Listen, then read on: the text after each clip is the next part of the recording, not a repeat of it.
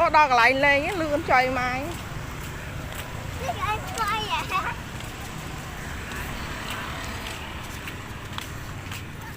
Dạ. Ta lai rồi nè, lai rồi. Cật lọp lai.